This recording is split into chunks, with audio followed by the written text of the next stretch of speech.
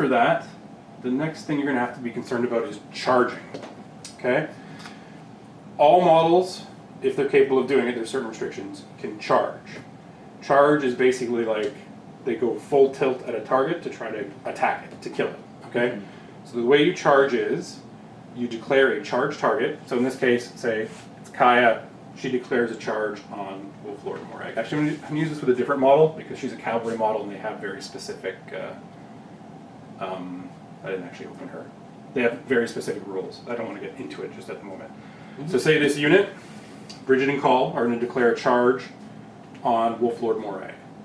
So you look up their speed, and if you look up their speed, let's see.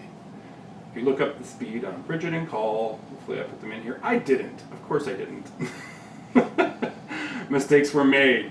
Do you remember this is the character unit? So it has two separate movement speeds. Yeah. So Call's movement speed is 6, and Bridget's movement speed is 7. Okay. So I'm going to try to space this out a little more so it's a little more like, just see what happens. Okay. Make sure both of that is on screen so the audience can see.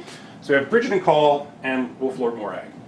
So when you charge, you are allowed to move your speed plus 3 inches towards the target. Okay. Okay. Number of things. Once again, it has to be in a straight line with no turns because it's a charge. Normal movement, you're allowed to make turns, no problem. Okay. With charges, has to be in a straight line. Follows the same stipulations as movement. You can't move through other models unless you have a special rule that allows you to. It's a permissive rule set. So if the rules say you can't do this, but you have a special rule that says you can, then you can. Okay. Okay? The other stipulation is that the model that's charging has to end in melee range of the target, or potentially in the melee range of the target. The only reason I mention this is because sometimes, particularly early in the game, you may have a model charge an enemy model across the table. Okay. So the only thing is that the charge, for it to be legal, the model has to move in a way that it's going to end its charge in melee range. So in Call's case, if you look at his axe, he has a melee range of 2, right? So for it to be a legal charge, he has to go there, right? So if you're to proxy base it to there, he can charge on that side. So if even if he ends there, it's there. It's just to prevent people from like being like this. I want to charge him just to get the plus 3 inches of movement. I charge over here, right? Which doesn't make a lot of sense. So it has to be a legal charge. So in this case, we're going to measure it out. Can Call charge Wolf Lord Morag? Well, Is he speed? What's his speed? 6. And you add 3 inches. 3 inches. For 6. Yep. Okay. And then we got the 2-inch melee. Measure that. And looks like he's good. He's good to get in there. We bumped him a little bit. So he's good to make the charge, but he has to charge directly towards him to make the distance. Okay. Okay? We should measure for Bridget as well. What's Bridget's melee range? 7. Oh no, melee. 0.5. 0.5. So she has to get this close to Wolf Lord Morag to attack him. Okay. Can she make that? Her movement speed is 7.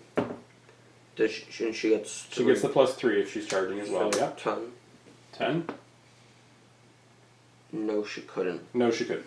Okay, so in this case, and we'll kind of cover it as well, this is getting into running and failed charges, but that's fine. So in this case, Call can make it, so we can charge him in to there. That's a successful charge. He gets to do his attack action, stuff like that. Bridget has the option of failing a charge or running. And that's because this is a unit, right? We'll do a charge with War Beast as well. So in this case, say she wants to charge, she would move her full 10 inches towards the target and then fail, right? Yeah. If for some reason you don't want to do that and you want to position her in a different manner, you can run. When a model runs, it doubles its speed. Okay. So in her case, how far could she run? 7 speed, so just 7 inches. Doubled for runs. Oh, double 14. 14. Oh, So wow. you can measure that out. And they have a special rule that they like to fight together.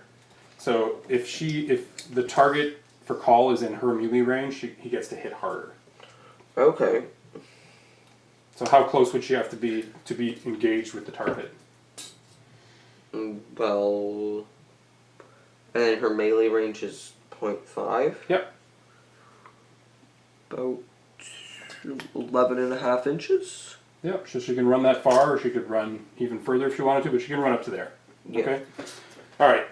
So I guess I'll kind of get into this. I didn't know if I wanted to get into this so quickly, but because this is a unit, when units do a charge, you say, I'm activating Bridget and call. Mm-hmm. Bridget gives the press forward order.